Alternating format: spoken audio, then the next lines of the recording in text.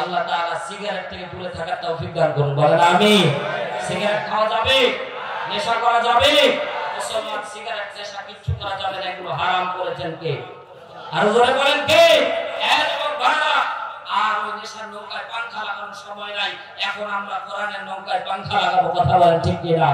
হাতে আমার তাসবিহ কোরআন, চক্ষু দুইটা লাল, মুয়াজ্জিনের আযান শুনে হয় আমার সকাল। ঠিক কিনা? হাতে আমার তাসবিহ কোরআন, চক্ষু দুইটা লাল, মুয়াজ্জিনের আযান শুনে হয় আমার সকাল। মসজিদে আমার ফেরেশতা ভরা পবিত্র স্থান, আমাদের সাথে হয় না ইয়ারি, হয় না অভিমান। আজ আবেগ দিয়া তাহাজ্জুদের নামাজে দাঁড়াইছি, পাগল হইয়া খোদার প্রেমে পারি জমাইছি। আজ আবেগ দিয়া তাহাজ্জুদের নামাজে দাঁড়াইছি, পাগল হইয়া খোদার প্রেমে পারি জমাইছি। ধরে বলেন ঠিক কি না? বলবো অনেক নেশা কইরা দেখছি কোন মজা নাই, তোমার নেশার মাঝে প্রভু শান্তি খুঁজা পায়। ধরে বলেন ঠিক কি না? মাথায় এসে দরজা খুলে দেয়, বউরে মা কইয়া ডাক দেয়। তাহলে ওই নেশার মাঝে কোনো কিছু আছে ভাই? এজন্য নেশা যদি করতে হয় নামাজের দিকে আসো, আল্লাহর দিকে মুতাওয়াজ্জিহ হও, তো জীবন ধন্য হয়ে যাবে। কথা বলেন ঠিক কি না? অনেক নেশা কইরা দেখছি কোন মজা নাই, তোমার নেশার মাঝে প্রভু শান্তি খুঁজা পাই। চাই না আমি দালান কোটা, চাই না বাড়ি ঘর, তোমার কাছে হই না আমি, হই না যেন পর। আজ আবেগ দিয়া তাহাজ্জুদের নামাজে দাঁড়াইছি, পাগল হইয়া খোদার প্রেমে পারি জমাইছি। আজ আবেগ দিয়া তাহাজ্জুদের নামাজে দাঁড়াইছি, পাগল হইয়া খোদার প্রেমে পারি জমাইছি। কোরআন আর নবীর সুন্নাত আমার অন্তরায়, নবীর সুন্নাত এখন আমায় দিনের পথ দেখায়। ৫ ওয়াক্ত নামাজ দাঁড়ি করা মনের দরজায়, কেউ শোনে না বেনামাজির বুক ফাটা চিৎকার। আজ আবেগ দিয়া তাহাজ্জুদের নামাজে দাঁড়াইছি, পাগল হইয়া খোদার প্রেমে পারি জমাইছি। জোরে বলেন ঠিক কি না? সম্মানিত ভাই আমার, আমি একটা দুঃখ শেয়ার করে আজও বিষয়ের দিকে নিয়ে যাব ইনশাআল্লাহ। সম্মানিত ভাই আমার, আজকে আমাদের 90% মুসলমানের দেশ। কত পার্সেন্ট? 7% হিন্দুর দেশ। তবে দুঃখ আর পরিতাপের বিষয় একটা, আপনারা যদি একমত হন মুসলমান জবান খুলে জবাব দিবেন, অমুসলমান 7% হিন্দুর দেশে তারা তাদের পূজা মণ্ডপে পূজা দেয়, আমরা কোনোদিন বাধা দিইনি, কোনোদিন দেব না। তবে দুঃখ আর পরিতাপের বিষয়, কালকে সরস্বতী পূজা ভাসানোর সময় আমাদের মুসলমানদের আযানের সময় পর্যন্ত তারা মাইক বাজিয়ে আমাদের নামাজগুলিকে বন্ধ করার চেষ্টা করেছে। কথা বলেন ঠিক কিনা? আমরা দেখেছি বিগত দিনে হিন্দু ভাইরা আমাদেরকে ভালোবাসতো, আমরাও তাদেরকে ভালোবাসতাম। কথা বলেন ঠিক কিনা? ও ভাই কথা বলেন ঠিক না ঠিক?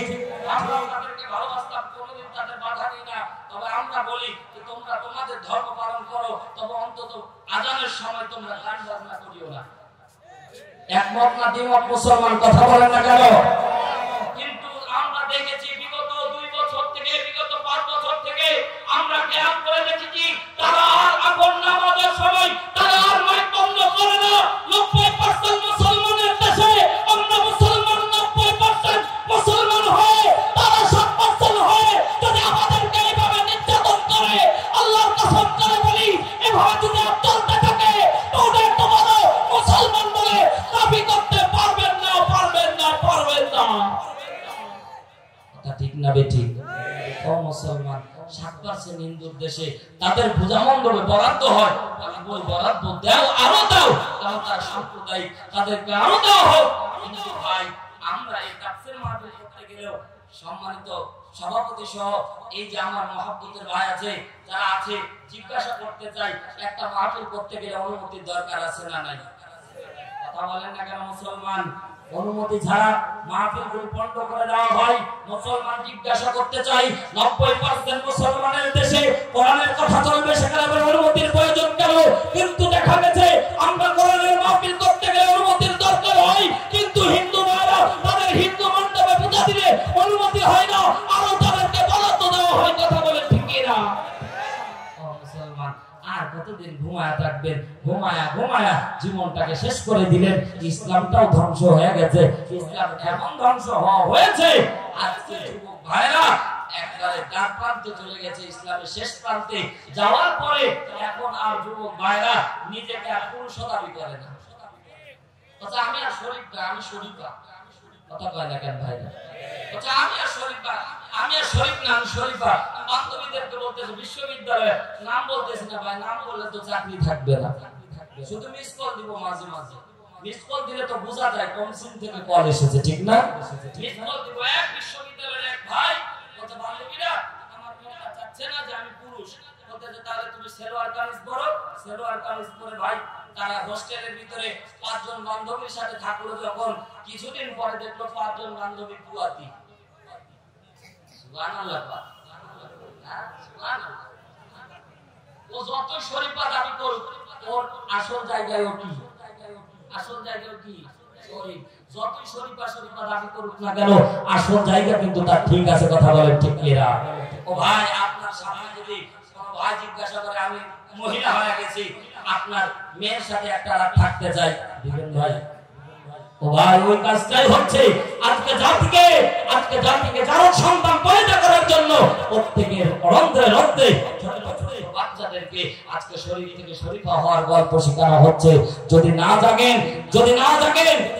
জাগেন ভবিষ্যৎ অদূরে ওই ছোট্ট বাচ্চাটা, কমলমতি শিশুটা আস্তে আস্তে দেখবেন তার মাথা বিগড়ে সেও শরীফা হওয়ার চেষ্টা করবে। কথা বলেন ঠিক কিনা? মুসলমানের জন্য জাগতে হবে। মুসলমান এই জন্য সব সময় খালি ওই মুনাফিকের মতো ঘুমটা মেরে বসে থাকার সময় না।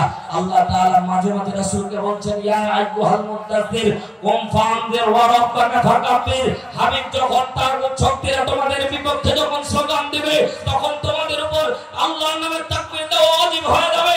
আজকের এই রাজশাহী মুসলমানদেরকে বলতে চাই, দ্বীনের জন্য যদি, কোরআনের সম্মান রক্ষা করার জন্য যদি আবার বদরের মতো ডাক আসে, কে যেতে রাজি আছে? দুই হাত তুলে বলেন আল্লাহকে ডাকা।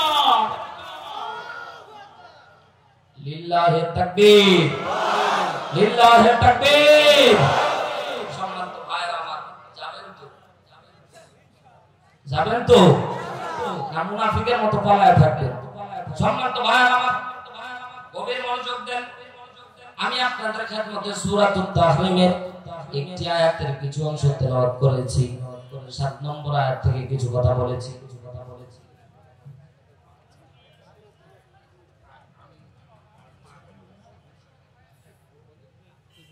ছোট্ট বাচ্চা আমিন নামের একজন বাচ্চা হারিয়ে গেছে, মা কান্না করতেছে। কেউ যদি বাজারের মধ্যে পান, মঞ্চে এসে জমা দেন এবং ওই যে পাশে ডেস্ক আছে সেখানে জমা দেন। মায়ের কান্নাটা আল্লাহ রাব্বুল আলামিন মাকে ধৈর্য ধারণ করার তৌফিক দান করুন। আর আপনারা যদি এই বাচ্চাটাকে পেয়ে থাকেন তাহলে দ্রুত দেওয়ার চেষ্টা করুন। আল্লাহ সকলকে কবুল করুন, বলেন আমিন। সম্মানিত হাজিরিন, আমি আপনাদের খেদমতে সূরাতুত তাহরিমের 7 নম্বর আয়াত তেলাওয়াত করেছি। ইনশাআল্লাহ এই আয়াতের উপরে কিছু কথা আমলের উদ্দেশ্যে বলবো ইনশাআল্লাহ। সম্মানিত ভাইরা আমার, আল্লাহ রাব্বুল আলামিন বান্দাদেরকে জান্নাত দেওয়ার জন্য, বান্দাদেরকে জাহান্নাম থেকে মুক্তি দেওয়ার জন্য যুগে যুগে নবী এবং রাসূলকে পাঠিয়েছেন। আর তাদেরকে সবচেয়ে উত্তম উপহার দিয়েছে। সেই উপহারের নাম তাওবা। জোরে বলেন সুবহানাল্লাহ। বিশ্বনবীকে যতগুলি নিয়ামত দান করেছিলেন আমার আল্লাহ, সবচেয়ে দামি নিয়ামতের নাম হচ্ছে তাওবা। কেন বলবেন হুজুর এটা দামি নিয়ামত? ও আল্লাহর বান্দারা, বলেন দেখি আপনার যদি গুনার পরিমাণ বেশি থাকে আপনি জান্নাতে যেতে পারবেন? জোরে বলেন না কেন? কিয়ামতের দিন বান্দার আমলনামা মিজানের পাল্লায় ধরা হবে। আমলনামা যদি ডান দিকের পাল্লা যদি ভারী হয়ে যায় আপনি জান্নাতি হবেন, বাম দিকের পাল্লা যদি ভারী হয়ে যায় আপনি জাহান্নামী হয়ে যাবেন।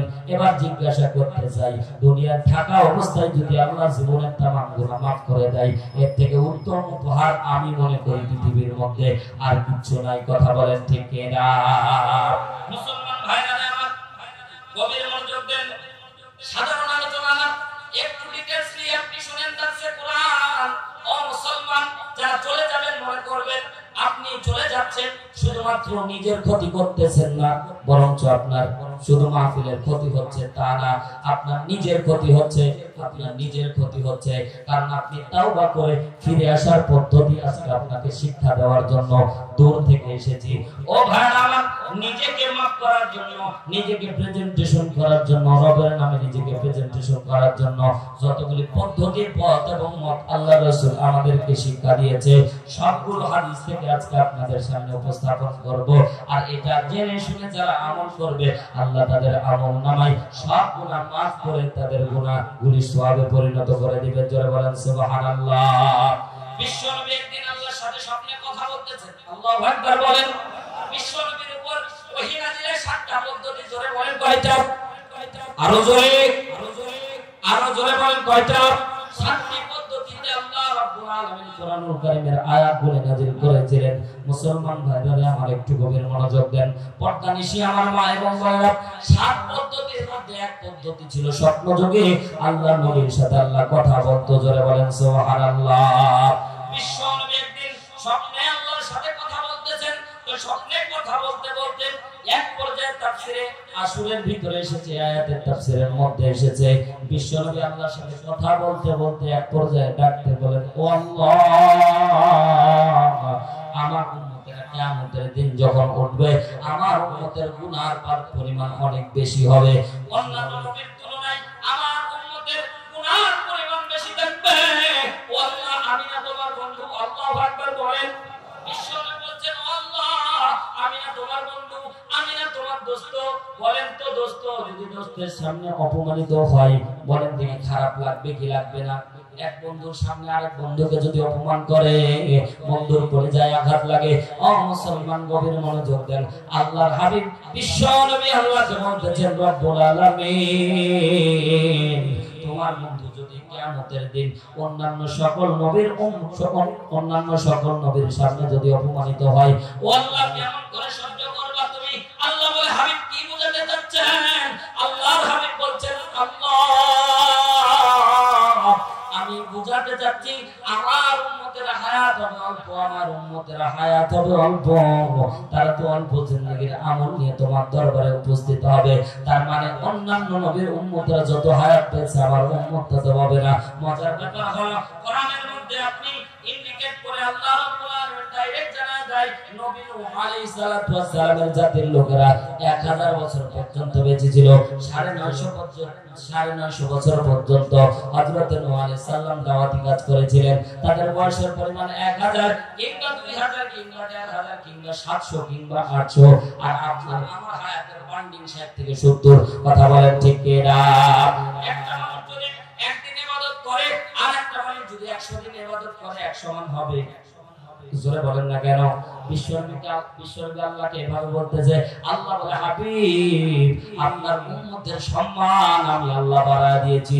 জোরে বলেন সুবহানাল্লাহ। বলে, কেমন সম্মান? কেমন সম্মান? অন্যান্য নবীর উম্মতের বাদ দিলাম, অন্যান্য নবীরা যত পরিমাণ সওয়াব নিয়ে কিয়ামতের ময়দানে উঠবে, উম্মতেরা এক একজন উম্মত তার থেকে বেশি সওয়াব নিয়ে উঠবে। জোরে বলেন সুবহানাল্লাহ। ডাকতে বলে, আল্লাহ, কিভাবে সম্ভব, কিভাবে সম্ভব? আল্লাহ বলে, হাবিব, আপনি কি খেয়াল করেননি? আল্লাহ তার হাবিবকে বুঝাচ্ছেন, ও নবী, ও দোস্ত, ও বন্ধু, আপনি কি এখনো বুঝেননি? আপনাদেরকে বোঝানোর জন্য সাধারণ একটা মিসাল দিলে আপনারা বুঝতে পারবেন। ও ভাই, আমাদের সমাজের মধ্যে যারা দিন মজুর কাজ করে, তার দিন গেলে কয় টাকা পায়? আরো জোরে বলেন। 500 টাকা পায়। মাথার কাম পায়, পরে কথা বলেন ঠিক কি না? সারা দিন কাজ করে 500 টাকা ইনকাম করে, সারা মাস যদি ইনকামের হিসাব করা হয় 15,000 টাকা পাবে। কথা বলেন ঠিক কি না? আবার যদি গ্যাপ মেরে যায়, 2-1 দিন দেখবেন 2-1 দিনের হাজিরা কমে যাবে। কারণ হাজিরা যদি খেতে খামারে কাজ করতে না যায়, মালিক কি টাকা দেবে? জোরে বলেন না কেন? ও মুসলমান ভাইরা, গভীর মনোযোগ দেন। আপনারা উঠে চলে যান, আমি গান করব না, কিন্তু ওয়াজ কিন্তু আপনার জন্য, পরকালে পাথর অর্জন করার জন্য। আল্লাহ তার হাবিবকে বুঝাচ্ছে, হাবিব, আপনার উম্মতেরা সাধারণ নবীর উম্মতের মতো না, বোঝানোর জন্য উদাহরণ নিয়ে আসলাম। ও ভাই, এই সমাজের ভিতরে আপনার মতো আমার মতো রক্ত মাংসে গড়া, নাম তার ইঞ্জিনিয়ার।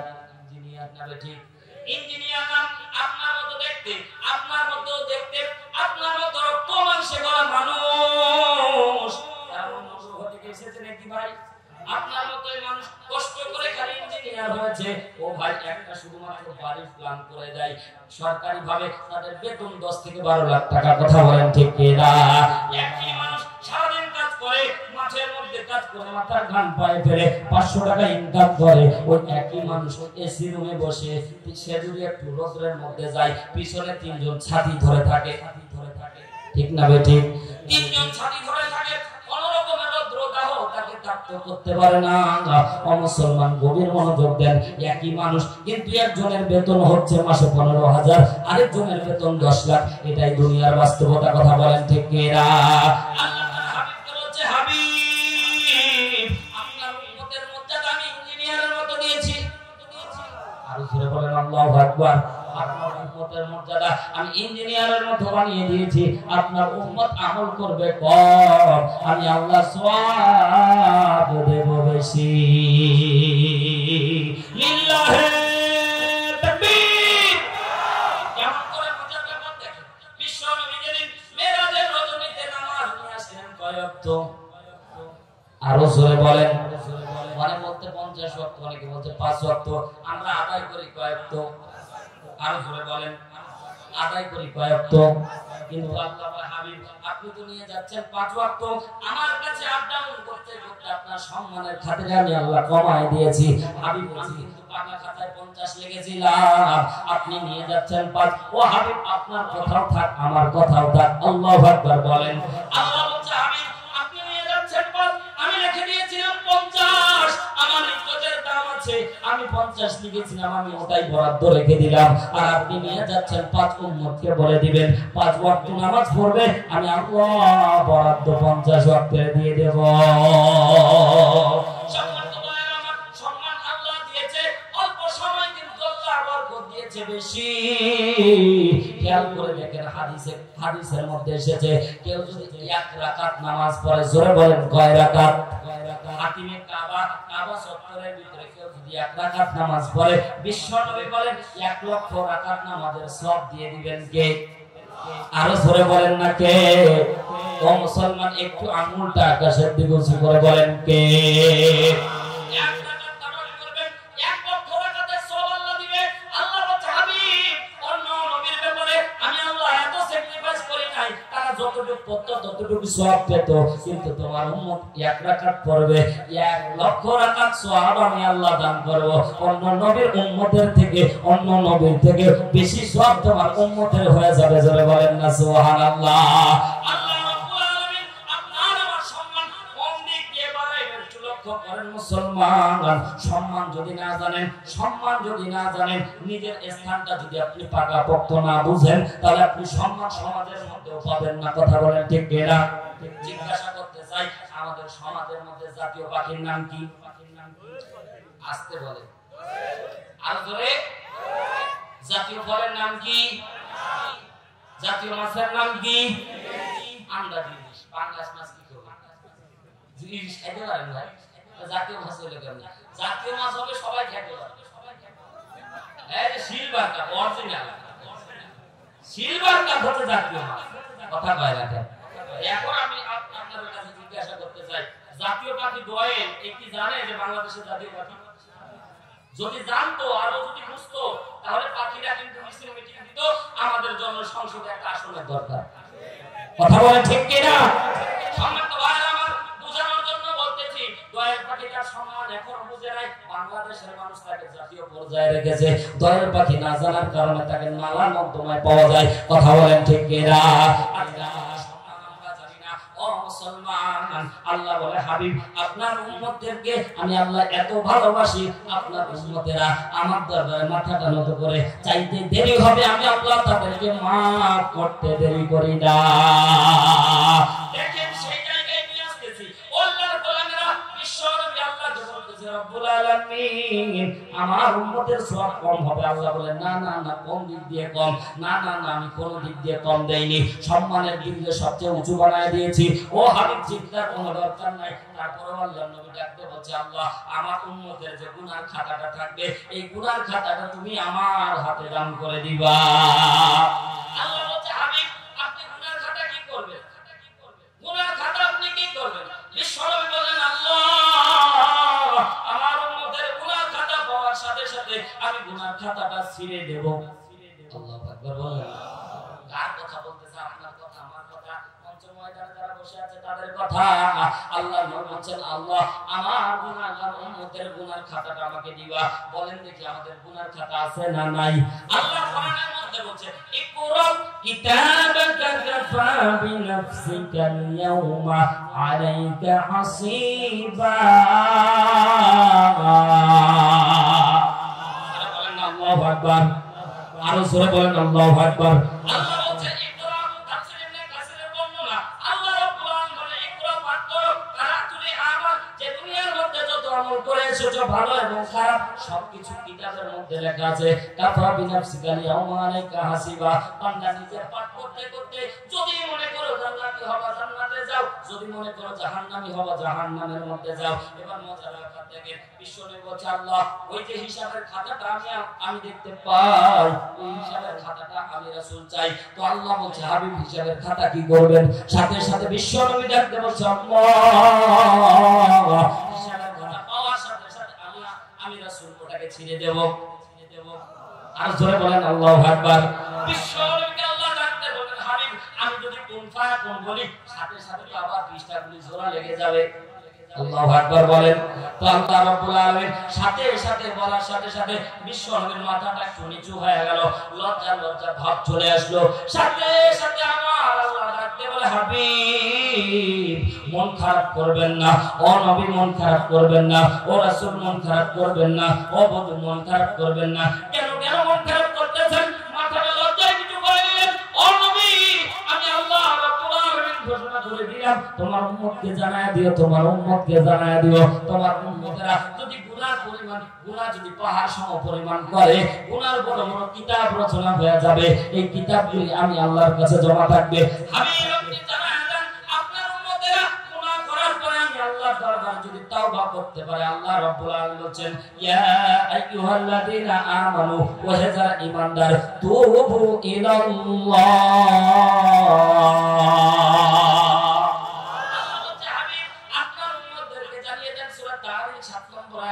আল্লাহ সুন্দর করে জানা দিচ্ছেন ইয়া আইয়ুহাল্লাযীনা আমানু ওয়া হে যারা ঈমানদার ওয়া হে যারা ঈমানের দাবি করো তুবু ইলাল্লাহ তোমরা আল্লাহর কাছে তাওবা করো কেমন তাওবা করবা তাওবাতান নাসুহা একনিষ্ঠ তাওবা নাসুহা শব্দের ব্যাখ্যার ভিতরে এসেছে নাসুহা মানে একনিষ্ঠ ভাবে এমন ভাবে তওবা করতে হবে জিন্দেগীর মধ্যে আর যেন ওই পাপ কাজটা না হয় অবশ্যই একনিষ্ঠ তওবা যদি আপনি আমি করতে পারেন আল্লাহ রাব্বুল আলামিন সুন্দর করে জানায় দিচ্ছে আসা রাব্বুকুম আইয়ুকাফিরা আনকুম সাইয়্যাতিকুম ওয়া ইউদখিলাকুম জান্নাত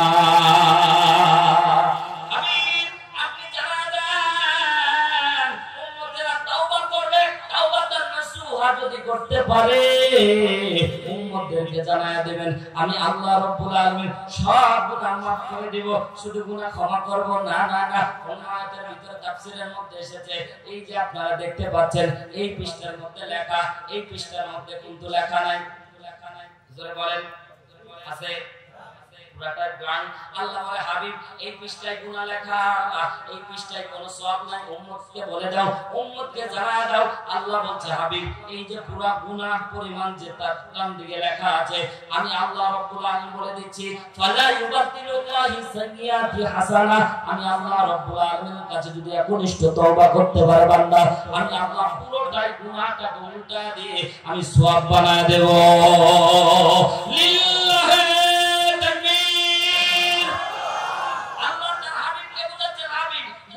খাতায় থাকবে থাকবেন, আপনি করবেনটা কি? আমি আল্লাহর দরবারে আপনার উম্মতদেরকে বলে দিবেন, আপনার উম্মতেরা শুধু তাওবা করতে পারবে, আপনার উম্মতেরা শুধু চোখের পানি ছেড়ে একটু কাঁদবে, তো আমি আল্লাহর সাথে সাথে বান্দার জীবনের তামাম গুনাহ মাফ করে দেব। চিৎকার দিয়ে বলেন না সুবহানাল্লাহ। সম্মানিত ভাইরা আমার, আল্লাহ রাব্বুল আলামিন কত বড় অপরাধীকে আল্লাহ মাফ করেন। একটাবার মঞ্চ ময়দান থেকে যারা মহব্বতের সুরে কথাগুলো শুনতেছেন, ও ভাইরা, এই গুনাহগার আপনি, এই গুনাহগার আমি, গুনাহ বাদ দিয়ে কেউ নাই। ও ভাই, গুনাহ ক্ষমা করাইতেই হবে। বিশ্বনবী বলেন, বনি ইসরাইলের ভিতরে এমন একজন লোক ছিল 40 বছর পর্যন্ত জেনা করত, 40 বছর পর্যন্ত আল্লাহকে আল্লাহ বলে ডাকেনি, 40 বছর পর্যন্ত নাফরমানি করত। এইরকম সমাজের ভিতরে অনেক ব্যক্তি আছে জীবন 5 ওয়াক্ত নামাজ পড়ে না, জীবন জুমার নামাজও যায় না। আছে না নাই? আর জোরে বলেন আছে না নাই? এমন কিছু মানুষ আছে ভাই, যারা এমন মানুষ যদি উষ্টা খায় তাও পশ্চিম দিকে পড়ে না। জোরে বলেন না কেন ভাই? উষ্টা খাইলেও পশ্চিম দিকে পড়ে না, দক্ষিণে উত্তর দিকে। কথা বলেন না কেন ভাই? এমন মানুষ আছে ভাই, এখন নামাজ পড়ে না। ও ভাই, আহ্বান করি একটু মহব্বতের দিলে কথাগুলি শোনেন। বিশ্বনবী সাল্লাল্লাহু আলাইহি ওয়াসাল্লাম সাহাবায়ে-কেরামকে বলতেছেন, সাহাবীরা একটু দিলের কানটা লাগিয়ে শোনেন ভাই, জীবনে অনেক গুনাহ করেছেন, আল্লাহর কসম করে বলি এই ময়দান ত্যাগ হয়ে যাবে, আপনার জীবনের কোনো গুনাহ থাকবে না। আমার আল্লাহ আপনার সব গুনাহ ক্ষমা করাইতে পারে কি পারে না? মহব্বতের ভাইরা, একটু মায়ের নজরে তাকায় দেখেন, বিশ্বনবী সাল্লাল্লাহু আলাইহি ওয়াসাল্লাম ডাক দিয়ে বলে, সাহাবীরা রে, 40 বছর পর্যন্ত গুনাহ করার কারণে পুরা মিশরের মধ্যে, পুরা বনি ইসরাইলের মধ্যে আল্লাহ রাব্বুল আলামিন বৃষ্টি বন্ধ করে দিয়েছে, কোন রকমের বৃষ্টি হয় না। নবী মুসা দরবারে উম্মত চলে আসলো, 10,000 উম্মত চলে এসে ডাকতে বলছে, নবীজি আপনি একটু আল্লাহর দরবারে একটু দোয়া করে দেন। ও নবী, আল্লাহর দরবারে একটু দোয়া করে দিতে পারেন, আল্লাহ যদি আমাদের একটু বৃষ্টি দেয়। নবী মুসা আলাইহিস সালাম পুরো টিম নিয়ে তুর পর্বতে চলে গেলেন। একটা মজার ব্যাপার আপনাদেরকে দেই, নবী মুসা এমন একজন জলিল কদর পয়গম্বর, সূরা নিসা 63 নম্বর আয়াতে শেষ অংশে আল্লাহ রাব্বুল আলামিন বলেন, ওয়া কাল্লামাল্লাহু মুসা তাকলিমা। চিৎকার দিয়ে বলেন না আল্লাহু আকবার। আল্লাহ বলছে, হাবিব মুসা এমন একজন পয়গম্বর ছিল যে সরাসরি আমি আল্লাহর সাথে কথা বলতে পারত। জোরে বলেন না সুবহানাল্লাহ। বিশ্বনবী একটু মনটা খারাপ করে নিলেন, আরে নবী মুসা আল্লাহর সঙ্গে যখন তখন কথা বলতে পারত, তো আল্লাহ বলেন, হাবিব মন খারাপ করার দরকার নাই। নবী মুসা যখন তখন কথা বলতে হলে শর্ত ছিল, তুর পর্বতে যাওয়া লাগতো, তুর পর্বতে না গেলে কানে ঠোঁটে না, তখন পর্যন্ত কথা বলতে পারত না। আপনার উম্মতদেরকে জানায়া দিবেন, আপনার উম্মতদেরকে তুর পর্বতে, হেরা পর্বতে যাওয়া লাগবে না, আপনার উম্মতদেরকে মক্কা মদিনা যাওয়া লাগবে না। আপনার উম্মত ওযু করে যখন কোরআন পড়বে, তো আমি আল্লাহর সাথে সে কথা বলবে। এমন একটা বাণী যেটাকে বলা হয় কালামুল্লাহ, আল্লাহর কালাম, আল্লাহর কথা, আল্লাহর বাক্য। বান্দা পড়তেছে তো আল্লাহ বলে, আমার সাথে বান্দা কথা বলতেছে, সুবহানাল্লাহ বলেন। সম্মানিত ভাইরা আমার, কবির মনোযোগ দেন। বিশ্বনবী সাল্লাল্লাহু আলাইহি ওয়াসাল্লাম বললেন, পুরা 10,000 লোক নিয়ে হযরতে মুসা তুর পর্বতে চলে গেলেন, ডাক দিয়ে হাত উঠিয়ে দোয়া করতেছে, রব্বুল আলামিন পুরা কওমের লোকেরা 40 বছর পর্যন্ত পানি পাচ্ছে না, আল্লাহ পুরা কওমের লোকেরা অনেক অশান্তির মধ্যে চলে এসেছে, আল্লাহ তুমি একটু বৃষ্টি দান করো। সাথে সাথে জিবরাইল চলে আসলেন, ও নবী, এই মঞ্চ ময়দানের মধ্যে এমন একজন গুনাহগার ব্যক্তি বসে আছে, 40 বছর পর্যন্ত জেনা করেছে, 40 বছর পর্যন্ত আল্লাহর অবাধ্য থেকেছে, 40 বছর পর্যন্ত আল্লাহকে আল্লাহ বলে ডাকেনি। ওই গুনাহগার ব্যক্তির কারণে আল্লাহ আজকে আপনার কোন মেসেজ কবুল করতেছে না, আপনার কোন দোয়া আজকে কবুল করতেছে না। নবী মুসা সাথে সাথে এলান করে দিলেন, ও জিবরাইল, বলো বলো কি করলে দোয়া কবুল হবে? বলে, এই মঞ্চ ময়দান থেকে, এই মজলিস থেকে ওই গুনাহগার ব্যক্তি যদি উঠে যায়, সাথে সাথে আল্লাহ আপনাদের জন্য বৃষ্টি দান করে দিবে। জোরে বলেন সুবহানাল্লাহ। সাধারণ ভাষায় কথাটা যদিও একটু সাধারণ ভাষায় আমরা বলে ফেললাম, কিন্তু বিষয়টা কিন্তু খুব ক্রিটিক্যাল বিষয়। এই যখনই ঘোষণা দিয়েছে, জিজ্ঞাসা করতে চাই, যে ব্যক্তি গুনাহ করেছে ওঠে পেয়েছে কি পায়নি? জোরে বলেন না কেন? সবাই কানে ফোটা শুরু করে দিল, কে আছো রে ভাই? এই অন্যায় করার কারণে বাকি ৯,৯৯৯ জন কষ্ট পাচ্ছে, কেন তুমি আমাদেরকে কষ্ট দিচ্ছ? এবার ব্যক্তি চোখের পানি ছেড়ে দিয়ে আল্লাহকে বলে, আল্লাহ, এমন একটা পজিশনে দেওয়ালের মধ্যে পিঠ ঠেকায় দিলা, ও রব্বুল আলামিন, একটু আল্লাহর দরবারে বনি ইসরাইলের মতো একটু কান্না করে দেখেন, কান্নার ভান করে দেখেন। আল্লাহ বলছে, গ্যারান্টি দিয়ে বলছে, আমি আল্লাহ মাফ করে দিব। জোরে বলেন না সুবহানাল্লাহ। বনি ইসরাইলের ওই বান্দা মাথাটা নিচু করে দিয়ে আসমানের দিকে হাতটা জাগিয়ে বলছে, আল্লাহ, এখন যদি আমি দাঁড়া পড়ি,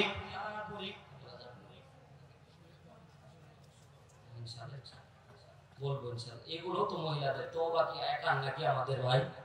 তওবা তাদের দরকার নাই, তারা তো বেশি গুনাহ করতেছে। কথা বলেন না কেন ভাই? বিপদ পরনিন্দা সব দিকে তারা 100 সব জায়গায় 100 লিল্লাহি তাকবীর। সম্মানিত ভাই আমার, বনি ইসরাইলের লোক মাথাটা নিচু করে দিয়ে আল্লাহকে বলছে, আল্লাহ, এমন একটা পজিশনে ঠেকায় দিয়েছো, ও রব্বুল আলামিন, এই জায়গা থেকে যদি এখন আমি দাঁড়া পড়ে মানুষ আমাকে চিনে ফেলবে। আমি 40 বছর পর্যন্ত অন্যায় করেছি, জুলুম করেছি, আমি 40 বছর পর্যন্ত পাপ করেছি, এটা জানা হয়ে যাবে, আল্লাহ তুমি আমাকে মাফ করবা না। বিশ্বনবী বলেন, এভাবে আল্লাহর দরবারে একনিষ্ঠভাবে যখন তাকাইতে থাকে, আসমানের দিকে তাকাইতে থাকে আর বলে, আল্লাহ, দুনিয়ার দরজাগুলি বন্ধ হয়ে গেছে, এখন যদি আমি দাঁড়ায় পড়ি খুব বেশি সমস্যা হয়ে যাবে, মানুষ আমাকে চিহ্নিত করে ফেলবে। ও আল্লাহর বান্দারা, এখানে যারা বসে আছি, আমি হারুন রশিদ দিনাজপুরের গুনাহ যদি আপনাদের সামনে উন্মুক্ত করে দেওয়া হতো, পশ্চিমকালে আমার ওয়াজ আপনারা শুনতেন না। সভাপতির গুনাহ যদি আমরা জানতে পারতাম, কোনোদিন চেয়ারের মধ্যে বসতে দিতাম না। যদি আপনাদের গুনাহগুলি আপনাদের সামনে উন্মুক্ত করে দেওয়া হতো, কোনোদিন আমি এখানে বসে বসে ওয়াজ করতাম না। কথা বলেন ঠিক কিনা? আল্লাহ বলেন, নবীজি, মানুষদেরকে এলান করে দেন, আমি আল্লাহ রাব্বুল আলামিন পাপগুলোকে গোপন রাখি, এজন্য গোপন রাখি, বান্দা শুধুমাত্র ক্ষমা চাইবে তো আমি আল্লাহ মাফ করে দিব। বিশ্ব নবী বলেন, বনি ইসরাইলের ওই লোক যখন মাথাটা নিচু করে দিয়ে চোখের পানি ছেড়ে কাঁদেছে, সাথে সাথে আল্লাহ রাব্বুল আলামিন ওই স্থানে ওই অবস্থায় বৃষ্টি বর্ষণ করে দিয়েছে। জোরে বলেন সুবহানাল্লাহ। বনি ইসরাইলের লোকজন ছিল ঘাটতারা জাতি। যারা জোরে বলেন না কেন? আজও দেখবেন বনি ইসরাইলের সে চাঙ্গপাঙ্গ, আজও সে বনি ইসরাইলের বংশ ফিলিস্তিনের মধ্যে আছে, আজও গাজার উপত্যকার মধ্যে ইহুদিরা মুসলমানদেরকে নির্যাতন করে। কথা বলেন ঠিক কিনা?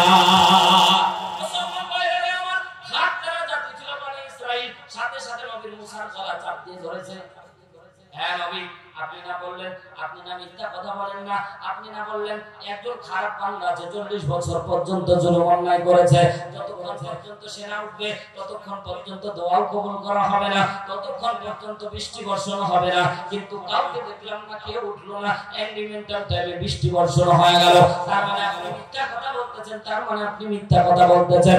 সাথে সাথে হাত জাগিয়ে বলছে, আল্লাহ, আমি তো মিথ্যাবাদী বানায় দিলাম, একটু যদি উন্মুক্ত না করো, আমি তো জনগণের কাছে ধরা খেয়ে গেলাম, জনগণ আমারে মিথ্যাবাদী ভাববে, জনগণ আমারে মার দেবে। তো আল্লাহ রাব্বুল আলামিন এলান করে দিলেন, জিবরাইল ডাকতে বললেন, নবীজি, ও নবী মুসা, আপনার কাছে আল্লাহ এলান করে দিলেন, কওমের লোকদেরকে জানায় দেন, যারাই অন্যায় কাজ করেছে আল্লাহর দরবারে এইভাবে যদি তওবা করতে পারে, সাথে সাথে আমার আল্লাহ তার তওবা কবুল করে নেবে। জোরে বলেন সুবহানাল্লাহ।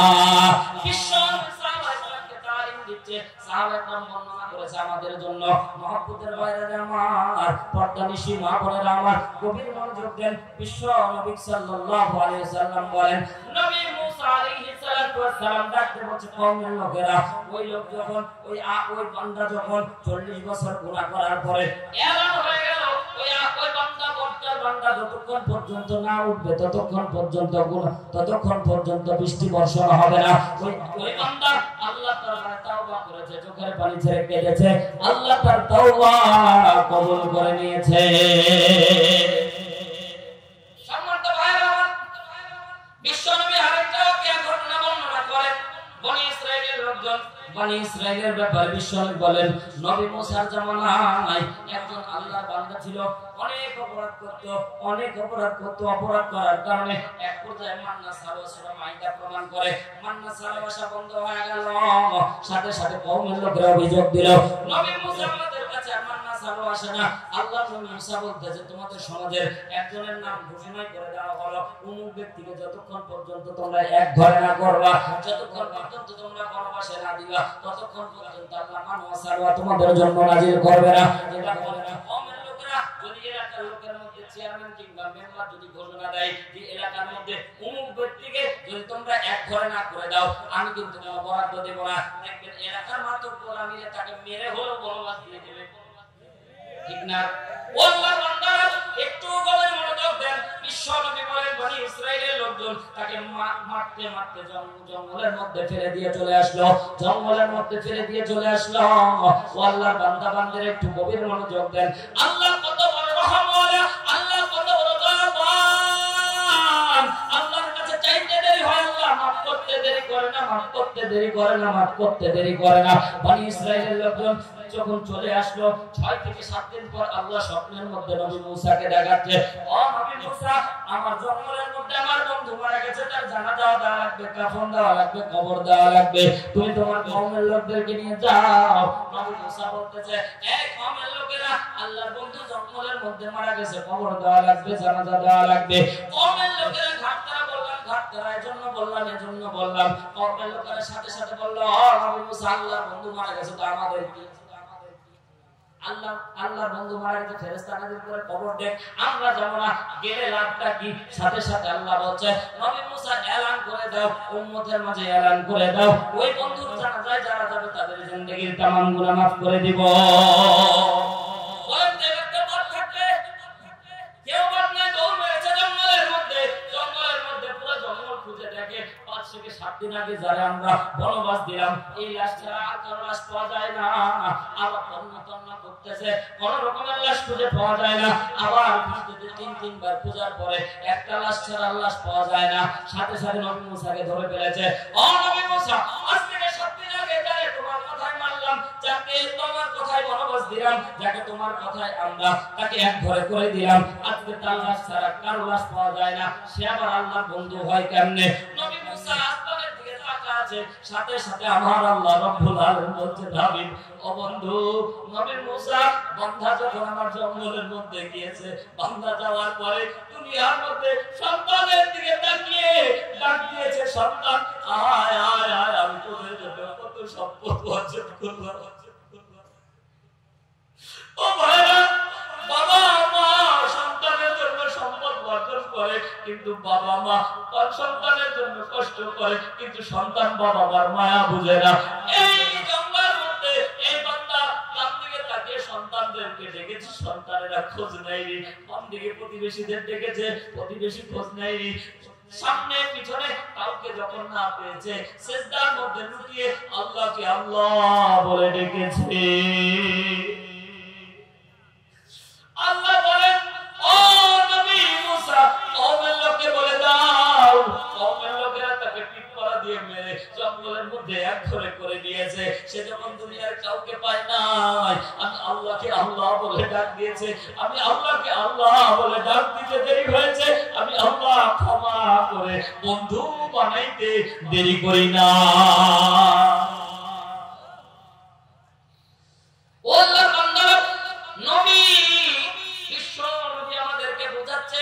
যদি বনি ইসরাইলের লোকজন একটু আল্লাহকে আল্লাহ বলে ডাকার কারণে সারা জীবন নামাজ পড়ে নাই, সারা জীবন রোজা করে নাই, সারা জীবন যাকাত দেয় নাই, তারপরে বনি ইসরাইলের লোকজন যদি ক্ষমা পায়, ও আমার উম্মতেরা, তোমরা তাওবা করতে দেরি হবে, আমার আল্লাহ আরো বিদ্যুতের গতিতে তোমাদেরকে মাফ করতে দেরি করবে না। সম্মানিত ভাইরা আমার, তাহলে তাওবার দরকার আছে না নাই? চোখের পানি ছেড়ে একটু আল্লাহর দরবারে কাঁদতে দেরি হবে, আল্লাহ রাব্বুল আলামিন মাফ করতে দেরি করবে না। জোরে বলেন সুবহানাল্লাহ। সম্মানিত ভাইরা আমার, বলতেছিলাম তাওবার 4টা নিয়ম ফলো করলে তাওবা আমাদের কবুল হবে, দেখতেও পাবেন। আল্লাহর বান্দারা, আরেকটি আমল আপনাদেরকে দেব।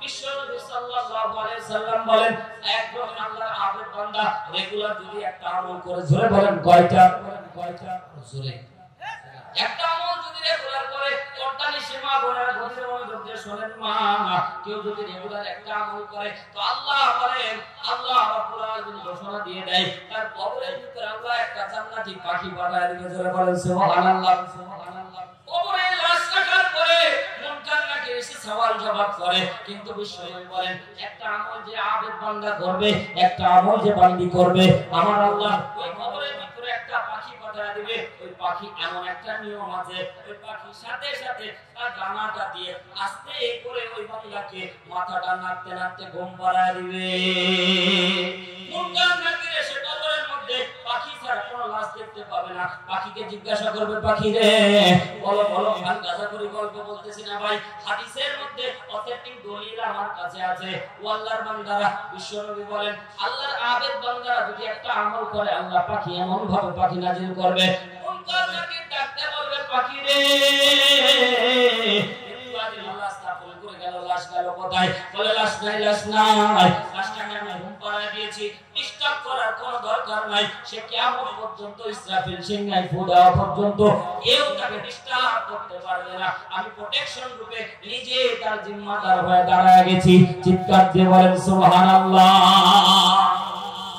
আমল জানার দরকার আছে না ভাই এমন কিছু আমল আছে কাজা করি না ভাই আমল করে দারাজা তুমি ইনদাল্লাহ আল্লাহর কাছে তার সম্মান বেড়ে যায় আল্লাহর কাছে তার পদমর্যাদা বেড়ে যায় অর্থাৎ আমার মা বোনেরা গভীর মনোযোগ দেন শুনেন মা বিশ্বনবী সাল্লাল্লাহু আলাইহি সাল্লাম একদিন আপনাদের জানা ঘটনা জাস্ট এন্ড পাস বিশ্বনবী একদিন ঈদগাহের ময়দানে যাচ্ছিলেন ঈদগাহের ময়দানে যাওয়ার সময় মহিলাদেরকে বলছে ও মহিলারা শুনে রাখো আমি জান্নাতের মধ্যে যখন উকি দিয়ে দেখলাম জান্নাতের মধ্যে দেখতে পেলাম অধিকাংশ গরীব জান্নাতি সুবহানাল্লাহ বলবেন আরো জোরে বলেন এখানে যারা বসে আছে ভাই জিজ্ঞাসা করতে চাই আমরা এলিট পারসন 80% মানুষ এখানে গরীব ঠিক না রে ঠিক 80% মানুষ গরীব আপনাদের ব্যাপারে একটা হাদিস আমি বলে সামনের দিকে যাব পর্দানিশী মা বোনদের সম্পর্কে বিশ্বনবী বলেন কিয়ামতের দিন যারা গরীব হবে তাদেরকে আল্লাহ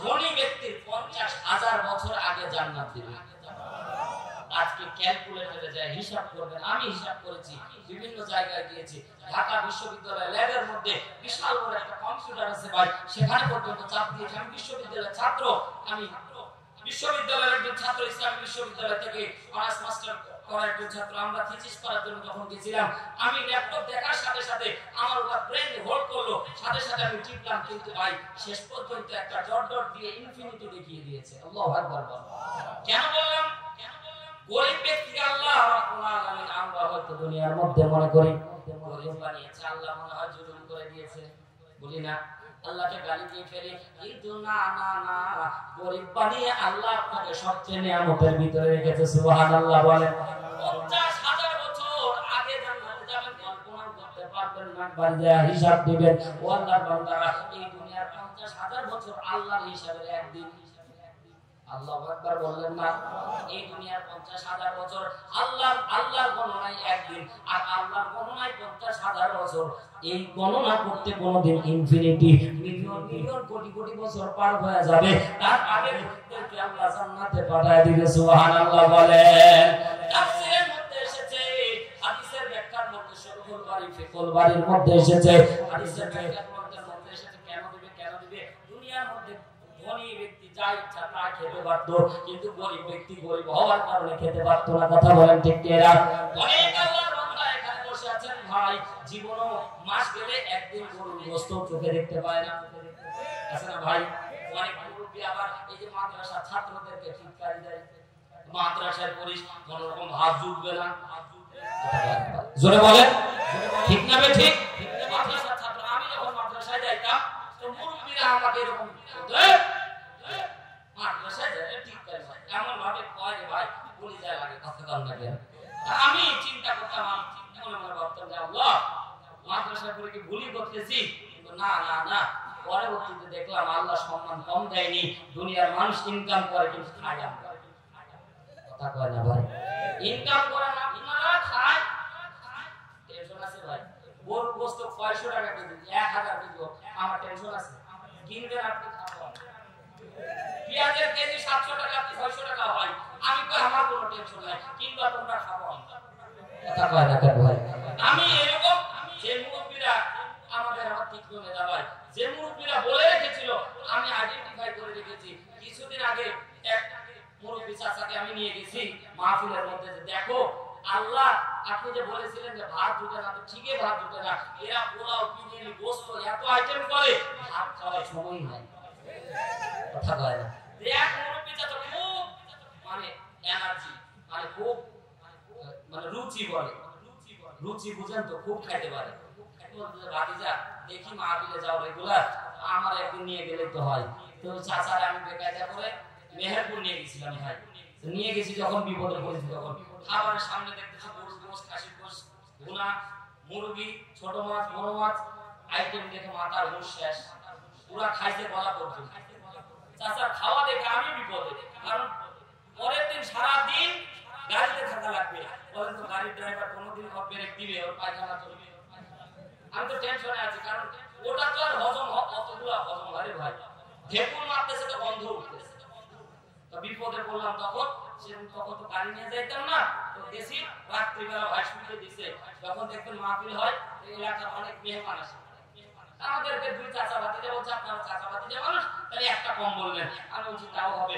একটা কম্বল দিয়েছি যখন বিপদে পড়েছি তখন ও ভাই উপরে যখন মাথা খুলে থাকি মশা প করে একটা মশা যদি ঘরে থাকে কোনোদিন ঘুমায় থাকে করে বলেন ঘুম হবে এই ছোট মশার মাঝে এত শক্তি আল্লাহ দিয়ে প করে এমন একটা রাউন্ড মারবে আপনার ঘুম হারাম তো এখন মাথাটা ঢাকা দিয়েছি তো মাথা যখন ঢাকা দিয়েছি দেখি নিচে চাচা পক পক করে পাক মারে ওপরে মশা পক নিচে নিচে পক পক তো পক পক তো খালি এমনি পাট মারলে তো ভাই থাকা যায় কিন্তু পাটের বন্ধটা সহ্য করার মতো জোরে বলেন না ভাই আর এমন একটা জিনিস ভাই যদি কেউ মারে কোনো শিকার করতে চায় না 10 20 উপ 10 20 30 40 100 গুণে 15 রকমের পাট মারাকে ধরা যায় না জোরে বলেন ঠিক কি না আমি বলতেছি চাচা বেকায়দাই করলা এখন থাকবো কেমনে এর উপর দিকে মাথা করে থাকতেছি মশার জ্বালায় ঘুম আসতেছে না নিচের দিকে গ্যাসের জ্বালায় থাকতে পারতেছি না আমি বলছি চাচা অন্তত যখন মারবা তখন আমারে পুলিশ বলবা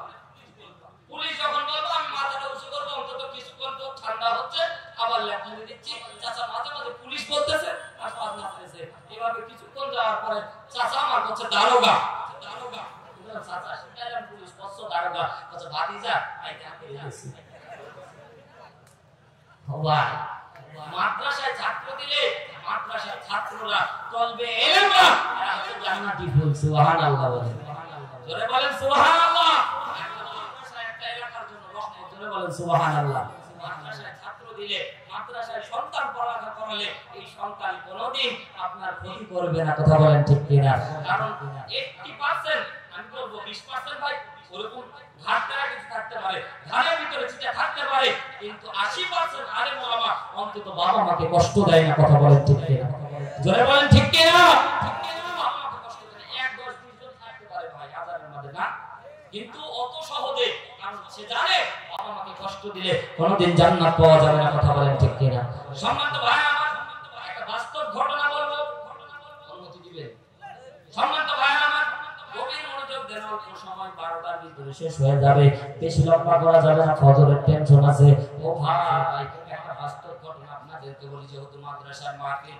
আল্লাহর বান্দা আমার নিজের চোখে দেখা ঘটনা আমার ওস্তাদের মা যেদিন মারা যায় এই ঘটনা আল্লাহর বান্দা গাজাপুরি গল্প না নিজ চোখে দেখা ঘটনা সন্তানদেরকে আলেম বানালে কোনোদিন ক্ষতি হয় না সন্তানকে ব্যারিস্টার সন্তানকে ইঞ্জিনিয়ার সন্তানকে ডাক্তার বানালেই ক্ষতি কেন ক্ষতি জানেন ওই সন্তান যদি দিন শিক্ষা না করে ওই সন্তান কোনোদিন বাবা আমাকে বাবা মা বলে ডাকে না কথা বলেন ঠিক কি না সম্মানিত ভাই আমার আলেম সন্তান আমার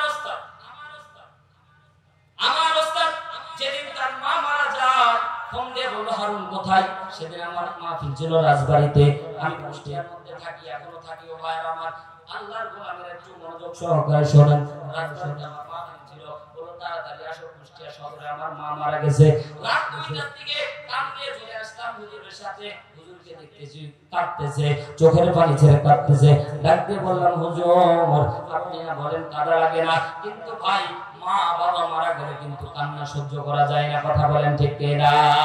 বাবা মারা গেলে, মা মারা গেলে, যার বাবা মারা গেছে, যার মা মারা গেছে, সে বোঝে বাবা মা মারার যন্ত্রণা কত। দুনিয়ার মানুষ কেউ বুঝতে পারে না।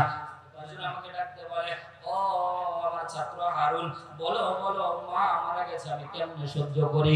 বিশ্বনবী বলেছেন কান্না করা যাবে কিন্তু মাতম করা যাবে। যারা বলেন না কেন মাতম কেন? আল্লাহ লানত দিয়েছে, মাতম করা যাবে না। এই যে অনেকে দেখবেন মা স্বামী মারা গেছে, স্ত্রী দেখে লটালটি করে গড়াগড়ি মারে। দেখবেন অনেক সন্তানের সামনে বাবা মারা গেছে, সন্তান বুকের মধ্যে এরকম করে মারে। এগুলো করা হারাম। আমার চোখের সামনে এরকম একটা ঘটনা ঘটলো, বাবা মারা গেছে, সন্তান কান্না করে। আমি বললাম হ্যাঁ কান্না করবা, কিন্তু এত বড় মাতম করতে আল্লাহ নবী নিষেধ করেছে। নিজে খালি একটা বড় লোহা দিয়ে এরকম করে দিকে মারতেছে, এইদিকে মারতেছে, ওইদিকে মারতেছে। আমি বলি এরকম করা যাবে না, এটা আল্লাহর নবী নিষেধ করেছে। কান্না করো কিন্তু উচ্চ স্বরে, বেশি একটা উচ্চ স্বরেও কান্না করা যাবে না। আল্লাহ তাআলা কেন করেছে এটারও একটা সিগনিফিকেন্স আছে। দুনিয়ার মধ্যে মায়া করে আমরা অনেক কিছু করি, কিন্তু এই মায়া 2 দিনের মায়া। বলেন তো বাবা মারা গেছে 1 সপ্তাহ 2 সপ্তাহ পর আমরা কিন্তু স্বাভাবিক হয়ে যায়। কথা বলেন ঠিক কিনা? এটাই দুনিয়ার নিয়ম, এটাই দুনিয়ার রীতি। মা মারা গেছে, বাবা মারা গেছে, নিজ হাতে বাবাকে মাকে কবরস্থ করে এসেছেন। এখানে অনেক বান্দা আছেন, আল্লাহর বান্দা জিজ্ঞাসা করতে চাই বাবা মারা যাওয়া 2 বছর কিংবা 1 বছর হয়ে গেল, আজও পর্যন্ত কোন মেসেজ পেয়েছেন? আর জোরে বলেন না কেন? আপনি আমি মারা যাব, আমার আপনার সন্তানেরা কবরস্থ করে চলে যাবে, আজও পর্যন্ত কবর থেকে কোনো মেসেজ রিটার্ন হয় না। আল্লাহর গোলামেরা ওই আল্লাহর বান্দা বারবার মাতম করতেছে। আমি বললাম বাবারে খুব ভালোবাসো? বলে হ্যাঁ খুব ভালোবাসি। বলে খুব ভালোবাসো? হ্যাঁ খুব ভালোবাসি। বাবার সাথে কবরে যাবো? বলে হ্যাঁ যাবো। আমি বললাম যখন তোমার বাবারে কবর দেওয়া হবে তোমার 10টা দিন বাবার সাথে কবরের মধ্যে রেখে দেবো। এই কথা বলেছি, যখন সোজা হয়ে দাঁড়ায় গেল, কিরে ভাই একটু আগে না কান্না করতেছিলা, একটু আগে না তুমি মায়াজাল করতেছিলা? ও ভাই এই কান্না হচ্ছে সম্পদ পাওয়ার কান্না, এই কান্না হচ্ছে লোক দেখানোর কান্না। কথা বলেন ঠিক কিনা? ওরে মন তুই মরিলে কান্দিবে কয়জন? ঠিক কিনা? ওরে মন তুই মরিলে কান্দিবে কয়জন? ভাই বন্ধু আপন যারা কিছুকাল কান্দিবেন তারা, এই দুনিয়ার মায়া জালে সবাই একদিন, এই দুনিয়ার মায়া জালে সবাই একদিন যাবে ভুলে, ছিন্ন হবে মায়ারি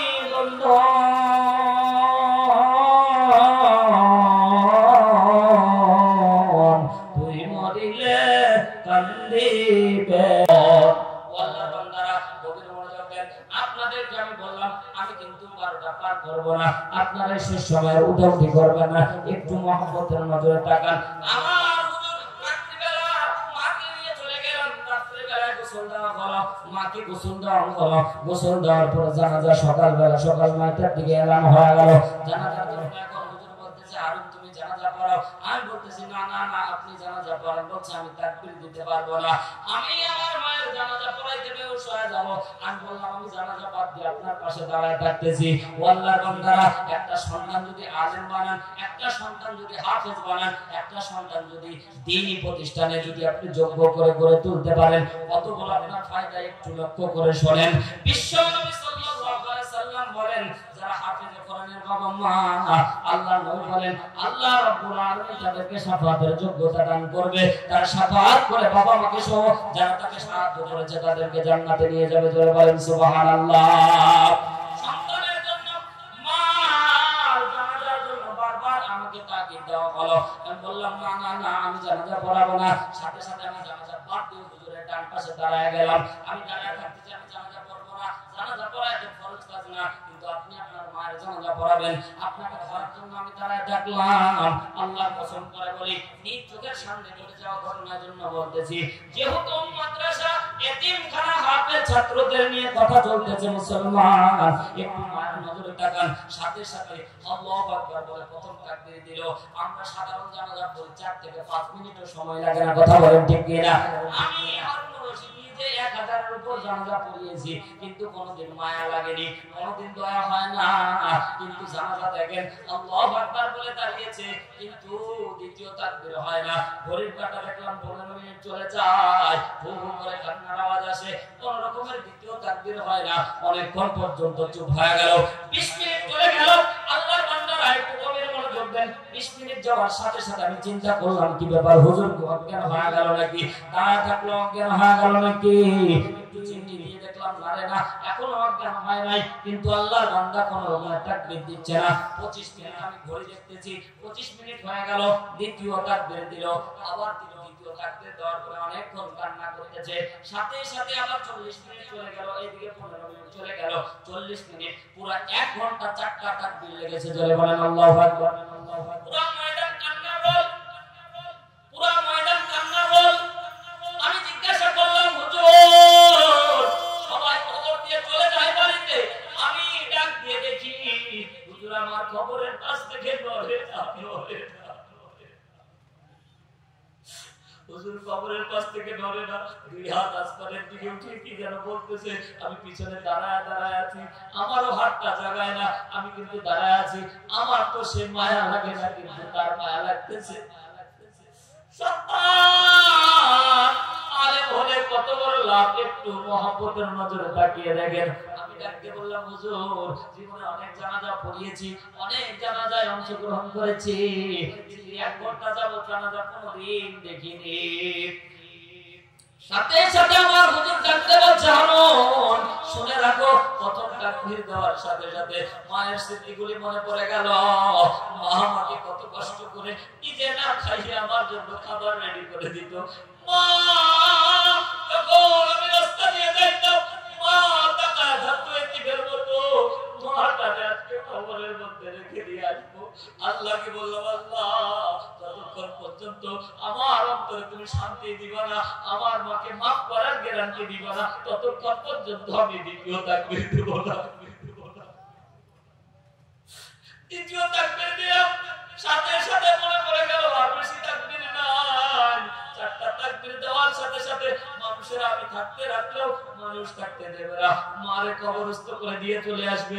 আল্লাহকে বললাম, আল্লাহ আমার মাকে তুমি কি মাফ করবা না? আমি তো হাফেজে কোরআন, আল্লাহ তোমার ইজ্জতের কসম, তোমার সম্মানের কসম, মাকে মাফ করে দাও। সাথে সাথে মনটা যেন শান্তি হইল, আল্লাহ যেন ইলহাম করে দিল, ও আল্লাহর বান্দা, ও হাফেজে কোরআন, তোমার মাকে আমি আল্লাহ ক্ষমা করে দিয়েছি। সাথে সাথে দ্বিতীয় তাকবীর, কিন্তু মায়া কমলো না। আবার চিন্তা করলাম আরেকটা তাকবীর দিলে আর কোনো অপশন থাকবে না। মনে মনে ভাবলাম, আল্লাহ আমার মাকে কি তুমি জান্নাত দিবা না? আমার মাকে কি তুমি জাহান্নাম দিয়ে দিবা? সাথে সাথে কেমন জানি একটা আওয়াজ আসলো, কেমন জানি মনের মধ্যে অনুমতি হলো, তোমার মায়ের জন্য আল্লাহর 8টা জান্নাতের দরজা খোলা। আল্লাহর বান্দারা, বাস্তব ঘটনা গেলে গল্প বলতেছি না, সন্তানকে আলেম বানায় দেখেন। সন্তান যখন জানাজা পড়াবে, নিজ বাবার জানাজা দুই সন্তান পড়ায়, যে হাফেজে কোরআন পড়ায়, তার মায়া অনেক বেশি। ভাড়াটিয়া ওই আলেম দিয়ে কোনদিন এই মায়া আর মহব্বত জাগবে না, কথা বলেন ঠিক কি না? কোনদিন জাগবে না। আমাদেরকে যখন রাত 2টার দিকে মা কোনো জানাজার জন্য নিয়ে যাওয়া হয়, ও ভাই আমি বলতেছি আমার জায়গা থেকে বলি, যখন কারো বাবা মারা যায়, এসে বলে হুজুর একটু দরজা খোলেন, তো মনের মাঝে রাগ হয়, কেন রাখতে এসেছে রাত 2টার দিকে? কিন্তু আমার বাবা যদি মারা যেত তাহলে আমি কি থাকতাম শুয়ে? আমার মা মারা গেলে আমি থাকতাম শুয়ে? যখন আমাদেরকে রাত 2টা 3টার দিকে আমাদেরকে যখন গোসলের জন্য নিয়ে যাওয়া হয়, হুজুর গোসল পারে না, গোসল পারি না, মা মারা গেছে, একটু গোসলটা শিখায় দেন, তখন কিন্তু রাগ হয়। কিন্তু নিজের সন্তান যদি হতো তাহলে এই রাগটা থাকতো না, কথা বলেন না কেন মুসলমান ভাইরা? ভাই এই দুনিয়া থাকার জায়গা না, আর এটা রঙ্গমঞ্চ না, এখান থেকে কিছু নিয়ে যেতে হবে ভাই। দুনিয়াটা আপনি থাকবেন, আমিও থাকবো না, এই দুনিয়ার থেকে আপনাকেও যাওয়া লাগবে, আমাকেও যাওয়া লাগবে। সন্তানটা হাফেজে কোরআন বানায় যান, সন্তান যখন জানাজার জন্য দাঁড়াবে তো আল্লাহকে মেসেজ পাঠাবে, আল্লাহ আমার বাবা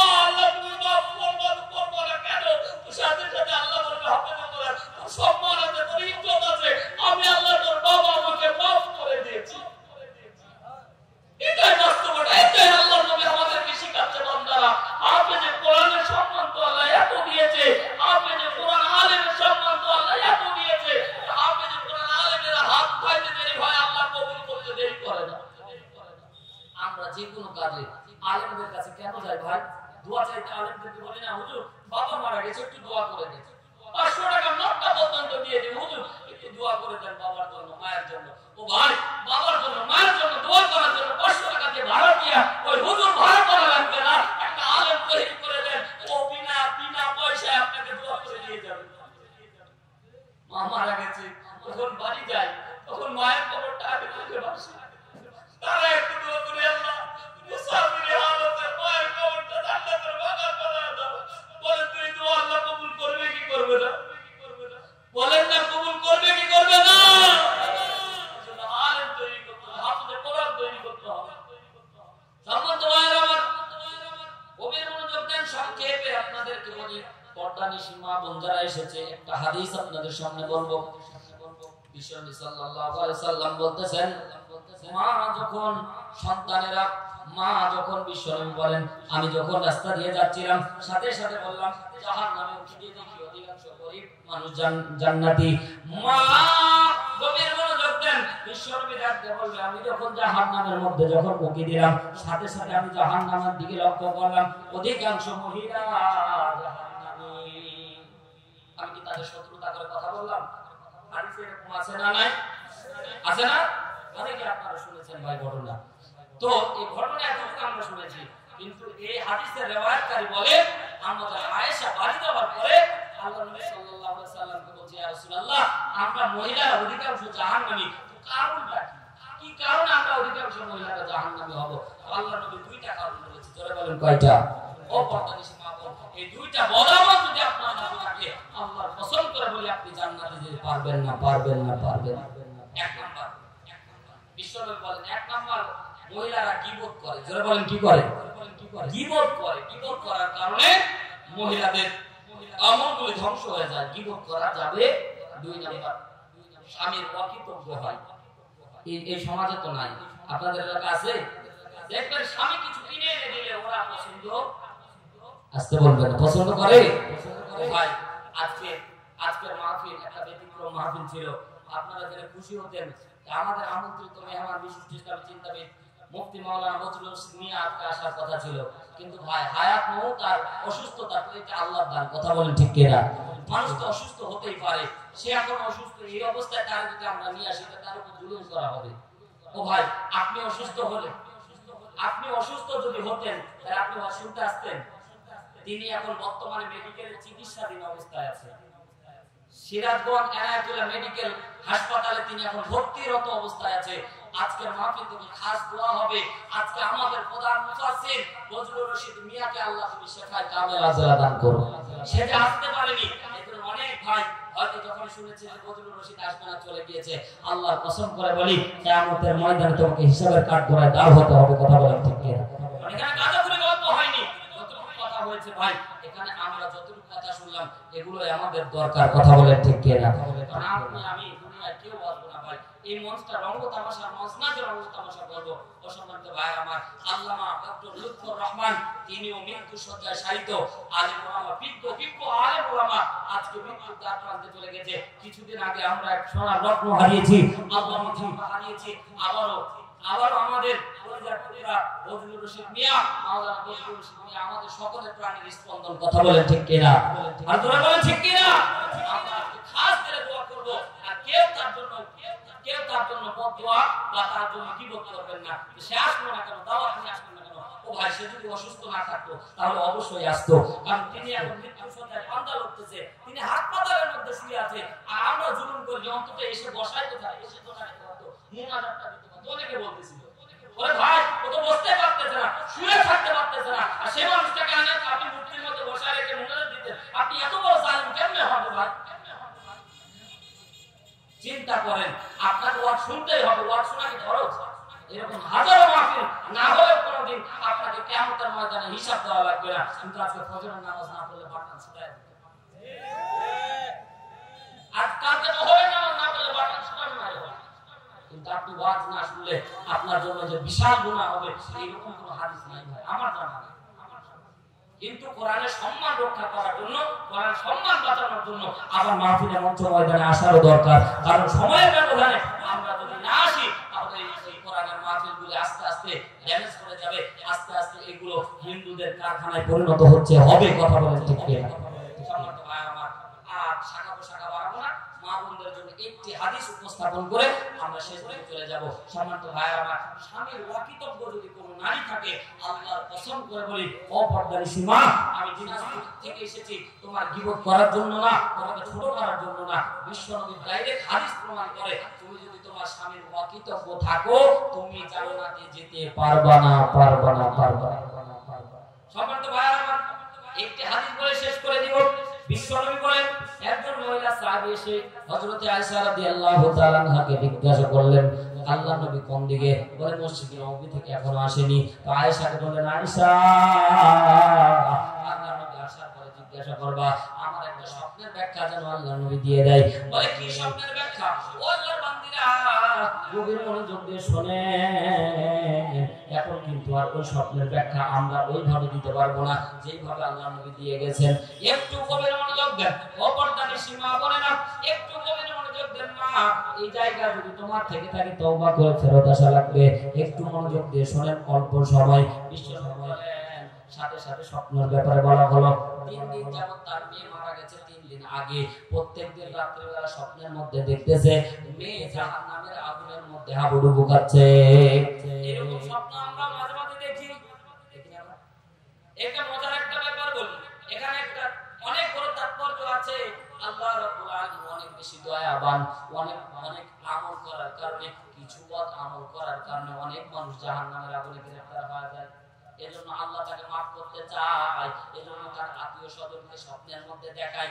এই স্বপ্ন কিন্তু অনর্থক স্বপ্ন না ভাই। কেউ যদি কোনো মৃত ব্যক্তিকে দেখেন যে আগুনের মধ্যে জ্বলতেছে, কিংবা সাপে কামড়াচ্ছে, কিংবা সে দৌড়াচ্ছে, কেউ তাকে ধাওয়া করতেছে, এইরকম স্বপ্নের ব্যাখ্যা বিশ্বনবী কিন্তু দিয়ে গেছে।